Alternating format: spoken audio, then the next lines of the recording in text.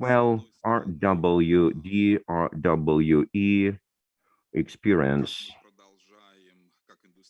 Well, we as an industry continue to work with the medical community, with the authorities. We keep using RWD, and we as a company cooperate not just with the Russian regulators, but also with FDA in the United States. Well, we can look at the international experience, and then we can share our experience, the experience we have accumulated over the last 1 year and a half since the start of the pandemic. Well, first of all, situation before the pandemic. Here you can see some of the mechanisms and how they work in terms of data collection, data processing, the use of data. We continue some observational studies that started in 2019. Well, then we had 2 waves of COVID. Then now it's the third and the fourth waves, and we have some interesting experience in the use of data, like data registries. And yes, we had the registry data, and we keep COVID protocols. We continue to monitor the use of our drugs. Also, there are a lot of vaccines, and we monitor the use of vaccines, especially when there are new viral variants appearing in the world. We conducted a study in Russia, in Belarus, with a combined study. We also conducted a study in the United Arab Emirates, and we can see that as for the Delta variant in Moscow, we have about 100% of Delta strains, and soon there will be another variant here in Moscow. So during the last 180 days, well, we got our RWD data, and we can see that there is a different response on the part of the patient to the Delta variant. That's our new reality.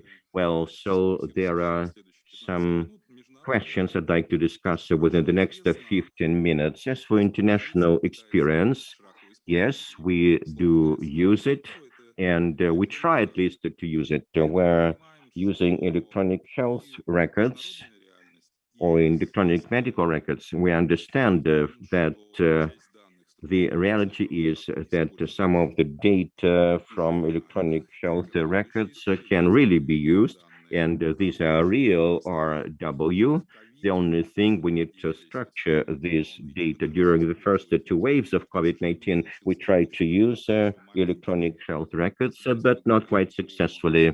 And if we're talking about those who work in the red zone, if we're talking about ICUs, well, non-structured data coming from ICU doctors or from EHR are difficult to process. Yes, so you can use an NLP mechanism to process such data, but as for retrospective studies, they're difficult to conduct on the basis of such RWD coming from ICU doctors or electronic health records. Last Saturday, I spoke at the Botkin Institute, and there are some interesting data. Actually, that's an algorithm, a registered algorithm, allowing us to process the CT data, lung CT data, to detect different kinds of cancers, such as breast cancer. And they can use this data for other purposes. And, well, they analyzed 19,000 CT scans from patients diagnosed with COVID-19. So that was one of the major biomarkers for diagnosis. And retrospectively, they conducted an assessment, and out of this 19,390 CT scans of lung cancer, they did the biopsy, and they also made calculations. If they did it prospectively, it would be much more expensive and complex as part of the routine yearly medical checkup, for example. So that's how this assessment mechanisms and the use of RWD can be used in the situation of the COVID-19 pandemic, especially when we use the data like lung CT data for treatment of COVID-19 patients. And we can say that technologically, COVID-19 gave us a major impetus to move forward. We have more RWD. We can use this data. Well, here you can see the life cycle when we're talking about randomized clinical trials. So that's a pure experiment. Yes, sir, they are very important, and regulators mentioned about this. They're important for decision making, for registration of drugs. But in today's world, it's not exactly so. Real world evidence add up to clinical trial data, and it's not just due to COVID-19. We can also give examples for registering orphan drugs and also different anti-cancer drugs. Right now, we carry out several studies of orphan drugs and their efficacy and safety in Russia and in the United States and in other countries, and real-world evidence basically allows us to answer several questions regarding the quality of life of patients, and this allows us to start a dialogue with patients and with regulators regarding the registration of specific drugs. Well, again, this slide was mentioned in April. Well, the rapid collection of data and the monitoring, not just the specific cases of COVID-19, but also symptoms related to COVID-19, issues related to sequencing. And well, that's what the WHO is concerned about. Well, we can quickly see what is happening with the distribution of different COVID variants and to do the assessment of the efficacy of therapy and vaccines. As for vaccines, I'd like to make a specific comment here.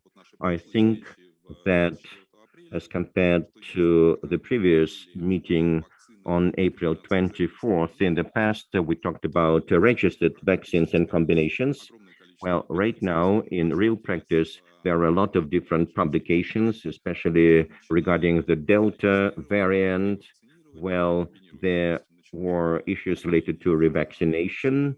Well, for example, AD26, AstraZeneca, or a booster dose by Pfizer or Moderna. And that was the situation in the spring. Now, Israel has already announced that there will be a revaccination, and everyone will get a booster dose in Israel. And that was not just the Israeli regulators' decision, that was the decision of the Ministry of Health of Israel, but there is no evidence here. By the way, recently we got the data on neutralizing antibodies related to the booster vaccination, but these are not clinical trials. So we can see how RWD can be used to justify specific processes, and you can see the data collected and processed, like data from Argentina. You probably heard about it, a combination of Sputnik 5 with AstraZeneca or Sputnik 5 with Pfizer or Moderna. We are talking about 15 or 20,000 participants who took part in that experiment. Well, speaking about vaccines, I already mentioned the importance of RWD for registration of vaccines. And recently, I looked at some publications related to COVID with the description of specific data. We have about like 150,000, and of course, this volume continues to grow.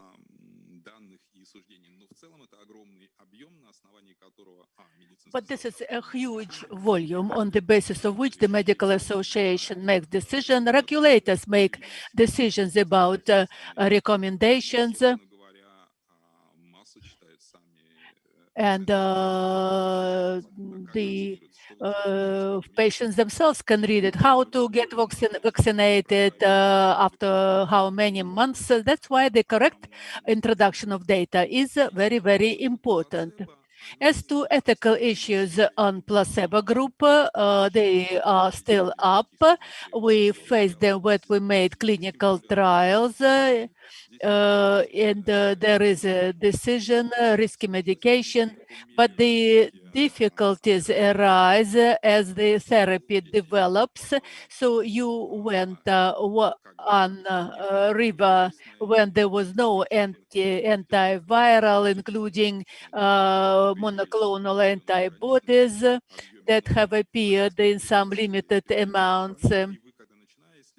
And when you started your trial, when you entered this river, you proceed from one hypothesis, but completing the trial, you may be in a quite different river.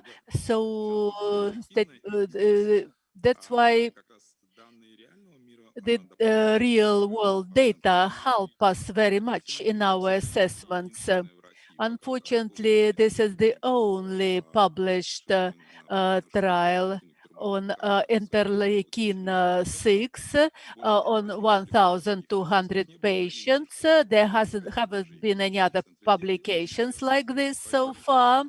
And based on the previous experience, we are holding two trials with a bit different methodology, knowing how to work with lost data. I think by the end of the year, we'll get our first results on about 600 patients, and we will be able to publish them. One more important point. When we discussed it in April, it seemed that the burnout problem for doctors was solved. The first two waves for clinical trials, for observations, were very, very hard, not only for the doctors, but for the technical staff as well. We used a lot of electronic diaries with the minimal collection and tried to retrieve the data. But the summer wave showed that part of the experienced doctors who took part in the previous waves, they had got detached from their work. The new wave came, and a lot of efforts were to be put into education. But one of the most complex operational issues we faced, how to help doctors systematically introduce and understand what clinical data are important for the further use in our routine practice. We are working with a lot of leading clinics in COVID. We make a trial on myocardial infarction. We are maintaining the relevant register. Again, the problem of introducing data in the COVID situation and in other non-COVID areas where clinics are closed and doctors can be transferred to COVID departments. It affects not only the speed, but the quality and the amount of lost data. There are some technological issues to solve it, but I'm not just ready to share them. First, we want to test our hypothesis and then to show our results. In conclusion, I would like to say, so we have three groups of trials.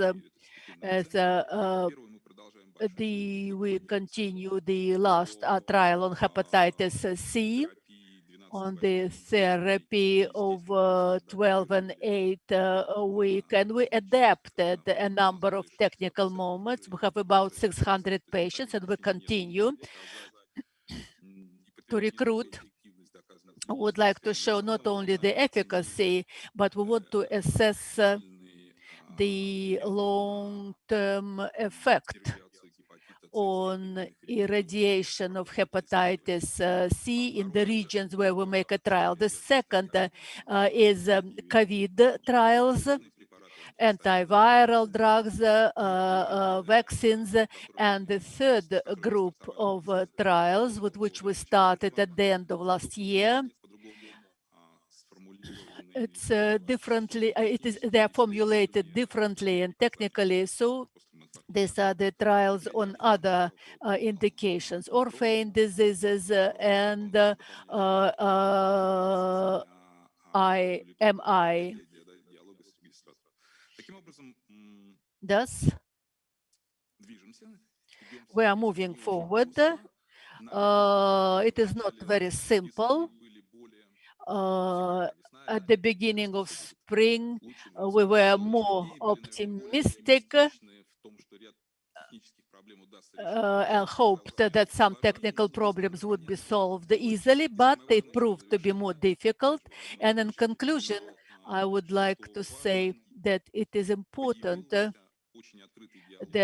we have now an open dialogue with our regulators and with foreign regulators. They looked at this data, at the methodology, at the work with the lost data, at the understanding how you can get this data.